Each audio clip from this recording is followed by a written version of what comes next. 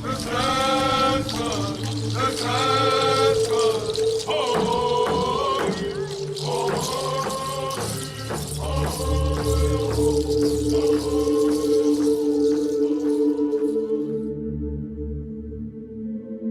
A case for the true origin of Sasquatch. To get started, let's identify who Bigfoot really is. In North American folklore, Bigfoot or Sasquatch are said to be hairy, upright walking, ape-like creatures that dwell in the wilderness and leave footprints. Sasquatch is rooted in indigenous legend and is commonly researched by cryptozoologists and enthusiasts. I'm making this video today not to prove the existence of Sasquatch, but to share a theory I have as to the origin of Sasquatch. To do that, let's establish some of the characteristics of Sasquatches, their behaviors and abilities. Physically, they have been reported to be 7 to 9 feet tall, giant, broad shoulders, covered in fur, human-like, gorilla-type face, orangutan-like fur, with a flat, large nose, glowing red, green, amber, blue, or even yellow eyes, superhuman strength, extremely elusive, some are benevolent, some are malevolent. They are curious, territorial, they throw rocks and knock trees, they have a possible language and use symbol communication with trees and branches. They arrange bones from prey into neat piles or patterns. They appear to be omnivores. They're intelligent, self-aware, even building shelters, and have many similarities to other great apes, such as mimicking humans and each other, screams, calls, and whoops, even mimicking human voices such as whistling. And also, like the other great apes, they use tools, bare their teeth, hide behind trees and bushes. They have a gorilla-like smell gland, and there are different variations and names reported all throughout the world, every continent except Antarctica. They also, strangely, have been reported to have supernatural abilities, such as footprints that disappear and reappear, camera malfunctions, people feeling a type of electrical zap, mind speak, implanting visions and dreams, channeling, associated with UFOs, orbs, and even healing. And yes, there is even a psychic Sasquatch retreat. So, I don't know how I feel about people who channel. Obviously, I don't think everyone channeling is actually communicating with something other than their own inner thoughts. But what Todd Standing pointed out in a video I saw recently is that there are animal communicators who seem to know things that have happened in an animal's life, even though there's no way they could have known unless someone told them. So that's very interesting to me. There's also a tribe in Northern California, or more specifically, Mendocino County, that has been reported to use mind-speak communication with the Sasquatch. And also, what I said about Sasquatches being possibly malevolent before, I just meant that there have been reports of them taking people, possibly eating people, and it's very infrequent, but I don't think it's wise to tell people that all Sasquatches are your friends, because you should still be safe and don't go into the woods alone. Trust your instinct on that one. That's all I'm saying. I don't think they're evil or demonic. I just think we have to be careful. So, of all these traits, the height, the proportions, the connection to the paranormal really seems to remind me of some other allegedly mythological beings known as giants or Nephilim,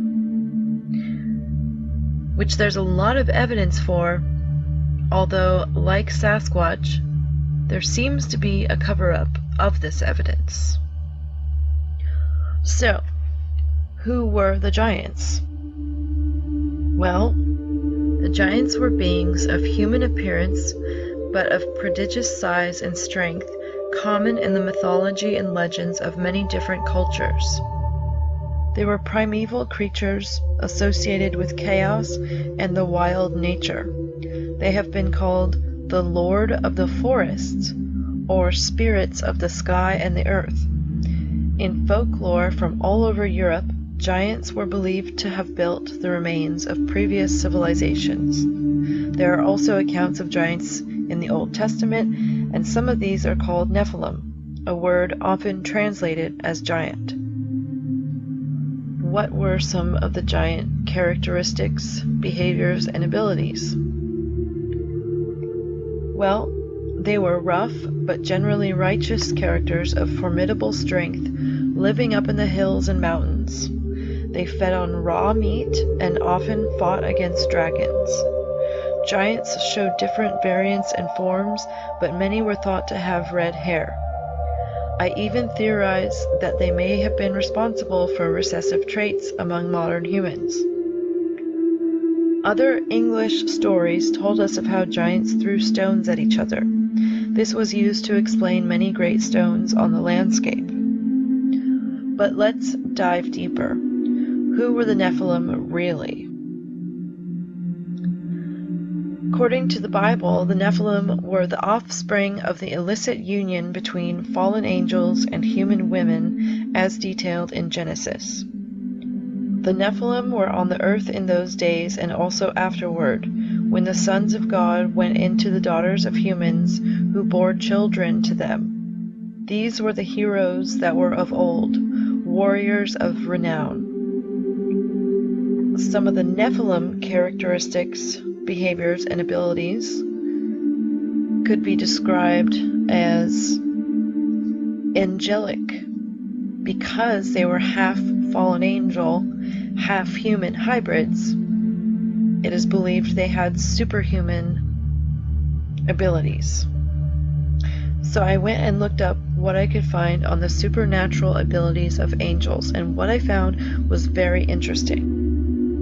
Physical interactions with angels.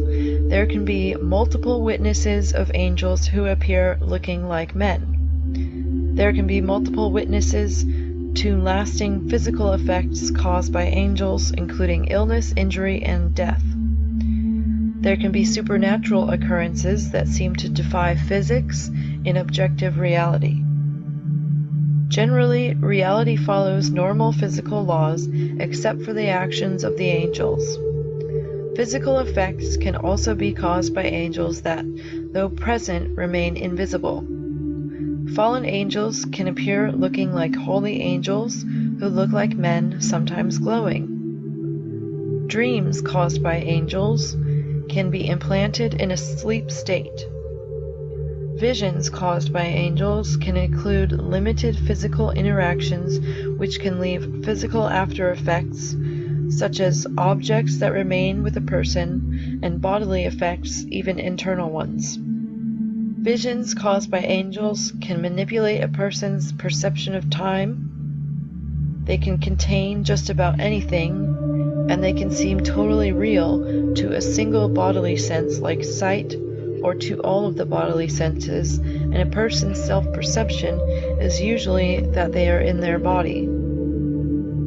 They can affect one person or multiple people, though they may perceive it differently.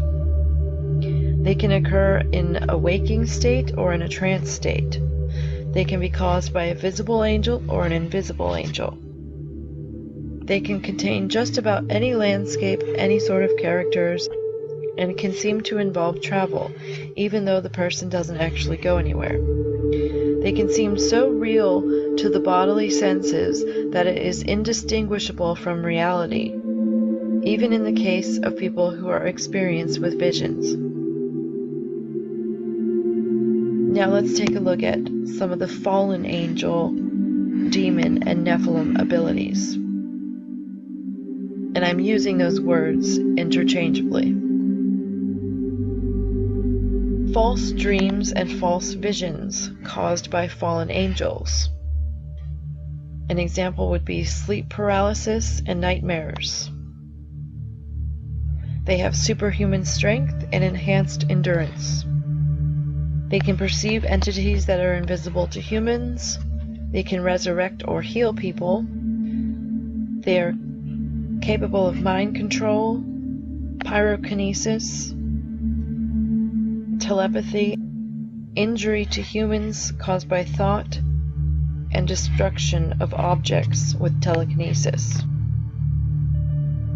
So this is very interesting to me because on an episode of Survivor Man Bigfoot, Les Stroud talks about a dream he had where a Sasquatch sat on him. And he said it felt so real, he questioned if it actually happened or not. Now, what's even stranger about this story is, having looked up images of sleep paralysis on Google, I found a ton of images of demon-like figures sitting on top of people. Is this somehow a method that the angels and fallen angels have to implant dreams? Do they have to sit on a person to do that?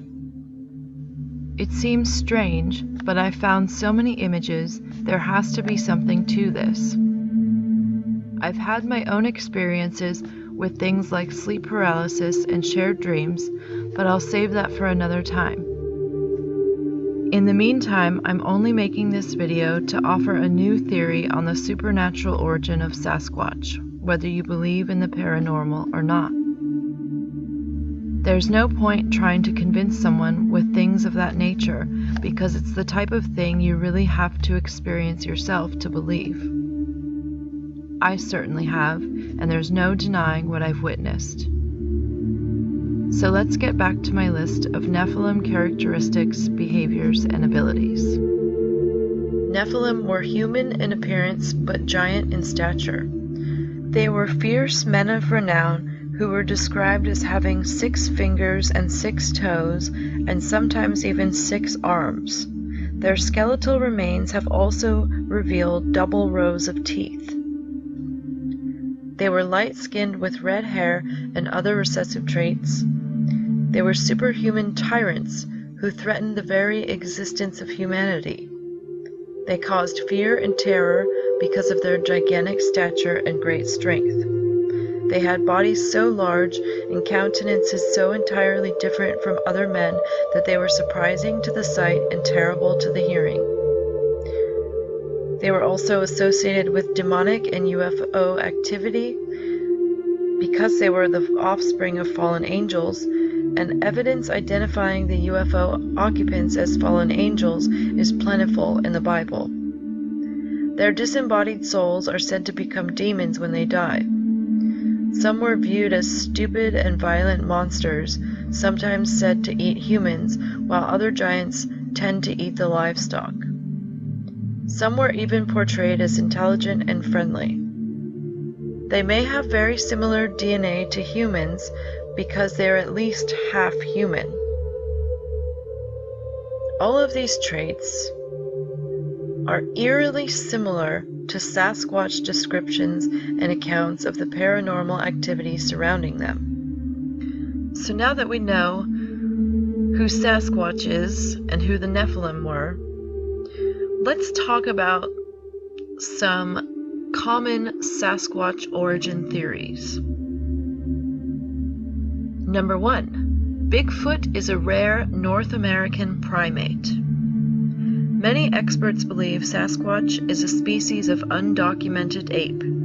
The late John Bindernagel, respected wildlife biologist and author, thinks Sasquatch is an extinct ancient genus of giant ape, possibly 10 feet tall, others estimate in the 6-foot range, and weighing almost up to a ton. It's called Gigantopithecus. Jeffrey Meldrum, professor of anatomy and anthropology at Idaho State University, thinks that Sasquatch is a hybrid relict hominoid. College professor and author Mitchell Townsend thinks Sasquatch is a hybrid hominin after discovering giant teeth marks in a stack of bones in the Mount St. Helens area. Number 2. Bigfoot is closely related to humans. Is the Sasquatch just another species of human that has chosen to avoid us? And what about hypertrichosis, a genetic condition characterized by abnormal hair growth on humans? Some say maybe this is a possibility, but it would not account for their abnormally large stature or some of the other incredible things we know about Sasquatch. Number 3. Sasquatch is an ancient earth spirit. Does the spiritual realm explain Bigfoot better than the physical world? Number 4. Bigfoot is not from this world. Some believe alien visitors have deposited Sasquatch on our planet for reasons known only to them. Okay, I have to laugh at that one. Number 5. Bigfoot is a myth. Skeptics say the Bigfoot myth is an important part of Native American religion that is carried on into the mainstream world. Out of all these interesting theories, there's only 1 or 2 I'd say I agree with. That would be Jeffrey Meldrum and Mitchell Townsend, that Bigfoot is a hybrid relict hominoid. But a hybrid of what? Before I go into that, to understand this theory better, let's quickly review some relevant terminology. Number 1. Hominoid. A primate of a group that includes humans, their fossil ancestors, and the anthropoid apes. Number 2. Great ape. A large ape of a family closely related to humans, including the gorilla, orangutan, and chimpanzees, but excluding the gibbons, an anthropoid ape. Number 3. Primate. A mammal of an order that includes the lemurs, bush babies, tarsiers, marmosets, monkeys, apes, and humans. They are distinguished by having hands and feet that are similar to hands, forward-facing eyes, and with the exception of humans, are typically agile tree dwellers. Number 4. Hominid. A primate of a family that includes humans and their fossil ancestors, and also at least some of the great apes. Number 5. Hominin. A primate of a taxonomic tribe which comprises those species regarded as human, directly ancestral to humans, or very closely related to humans. Number 6. Humanoid. Having an appearance or character resembling that of a human. Number 7. Human. Relating to or characteristic of people or human beings.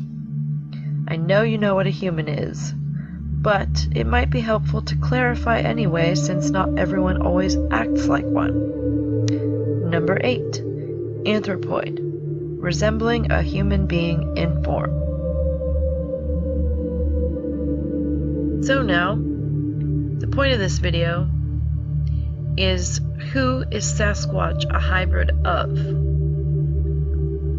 To answer that question, let's take a look at some interesting texts that were left out of the Bible that I'm not sure many people have ever heard of.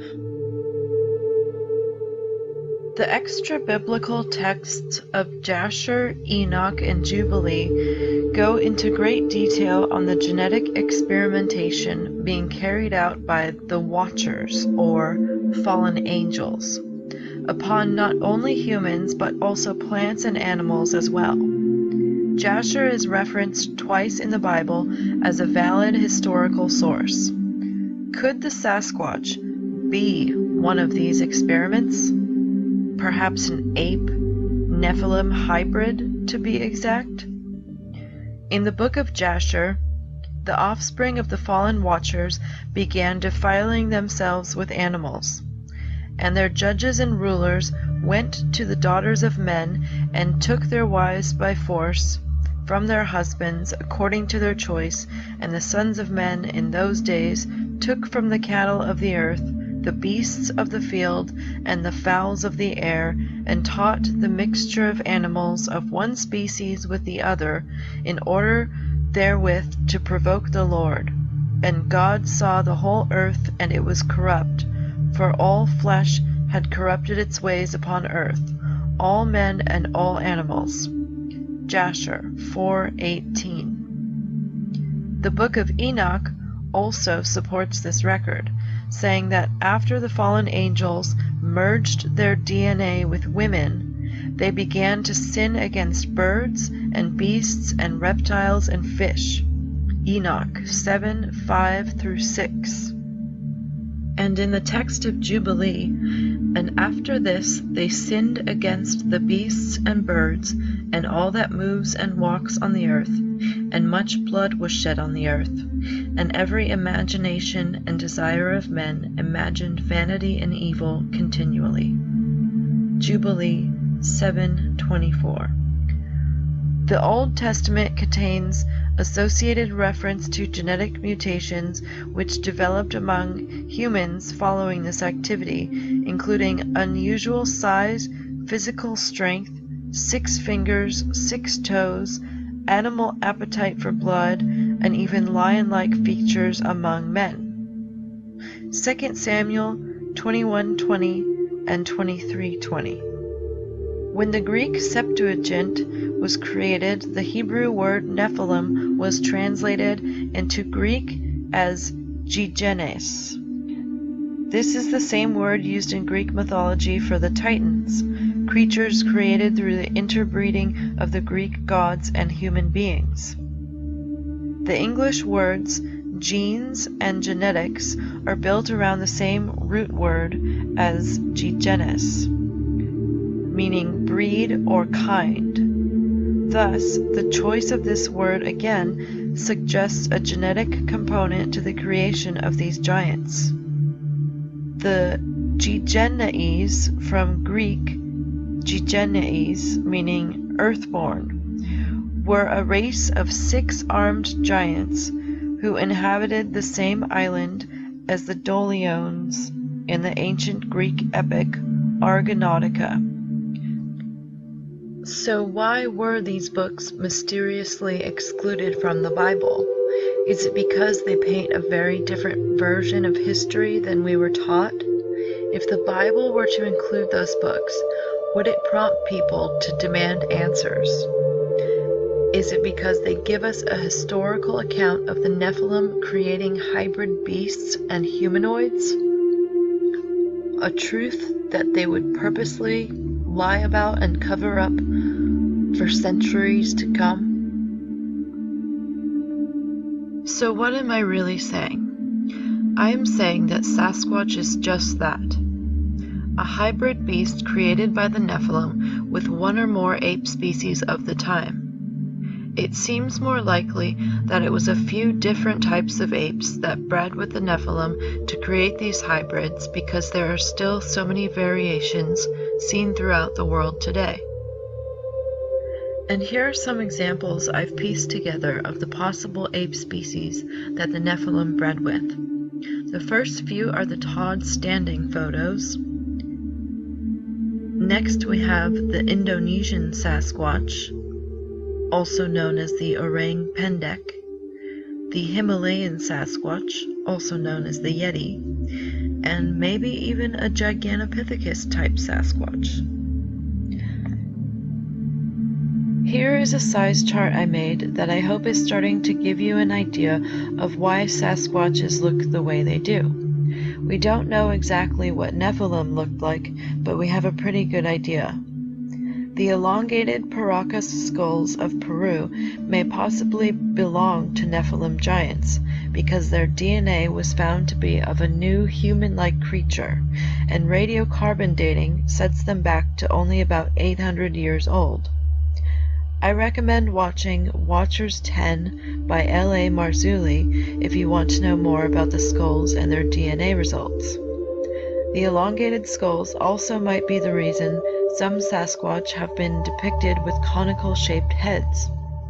Some types of gorillas also have a naturally conical-shaped head.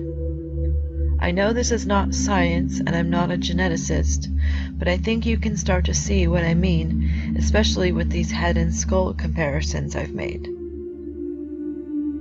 Now here's something interesting. I've taken what I think looks like a Nephilim face and a gorilla face and morphed them together. What you get between the two images is something of a Sasquatch face. I slowed it down and looped it so you could really get a good look at it.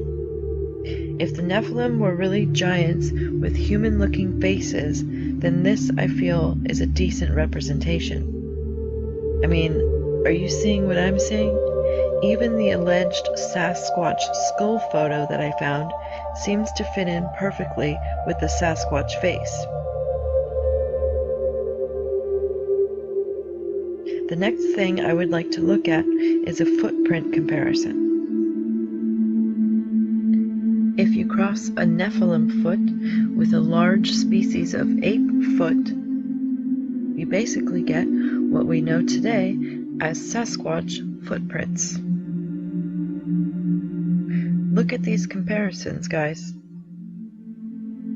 To me, it's almost uncanny how well it all fits together. Before I conclude, let's do a breakdown of my theory. If Nephilim, or maybe other giant tribes, bred with different ape species to create Sasquatch, then that would make Sasquatch 50% Nephilim and 50% unknown ape. Since Nephilim were created by fallen angels breeding with human women, that makes them 50% fallen angel and 50% human. I also believe that at this point, humans must have some trace amounts of Nephilim DNA. As I said earlier, I am not a geneticist, but my guess is that Nephilim continued breeding with humans as well as their offspring until we ended up with modern-day humans.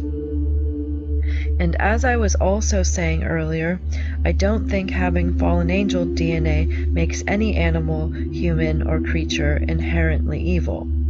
The truth is, we are all capable of both good and bad, and I believe this is true of nearly all living beings. The Bible says to know them by their fruit. Some Sasquatch leave gifts for people, and I think most of the time when they scare people, it's just to keep them out of their territory. But just use caution and trust your gut if you go out looking for them. So back to the point. My theory also explains why human DNA has shown up in Sasquatch DNA. This confuses a lot of people because Sasquatch are clearly not half human, since there is no other identifying species that would clearly represent the other parent. But one of their original parents was half human, so I think this would make them a quarter human and only a quarter fallen angel. See, they're only 25% evil. That's less than a lot of people I know. No, but seriously, I wouldn't be afraid of habituating a particular group or individual with gifting and such if I ever had the chance. I just wouldn't want to come across an aggressive one. And last but not least, I made this cryptid pedigree chart, if you will. I went pretty crazy with it. Have a look if you like. at the very end, I questioned if maybe Sasquatch has ever bred with a human successfully. There are some reports of Sasquatches taking women. So, other than that, the point of this is to show where Sasquatch came from, and the only DNA test I've heard of says they trace Sasquatch back to human women. Well, according to my theory, that makes perfect sense, because Nephilim were descendants of the fallen angels who bred with human women to create the Nephilim. And again, the Nephilim created crazy genetic experiments back in their time, and who's to say they didn't breed with an ape, creating all these Sasquatches, because we hear accounts of them in every corner of the world. So the point of this video was not to convince anyone of cryptids or the supernatural or fallen angels or the Bible. The point of this video simply was to point out how I think Sasquatch came to be. So, thank you for watching my video. Be safe.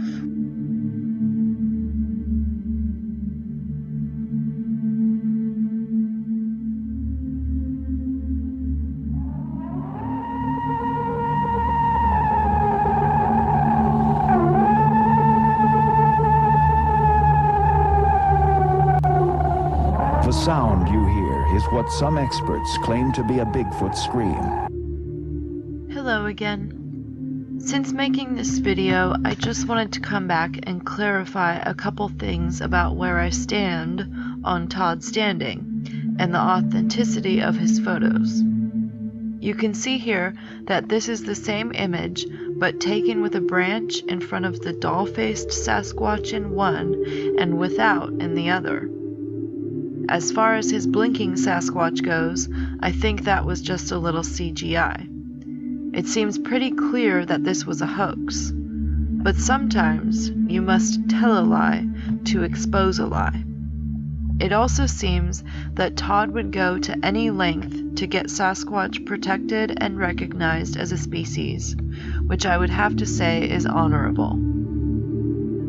I believe there are many situations in which it's morally acceptable to lie, such as lying to a cop to protect your freedom in a country with unjust laws, or perpetrating a hoax to gain enough exposure and influence to reach your objective as long as it serves a greater good. If you would like a more detailed analysis, then check out these links in the description. And again, thank you for watching my video. Take care.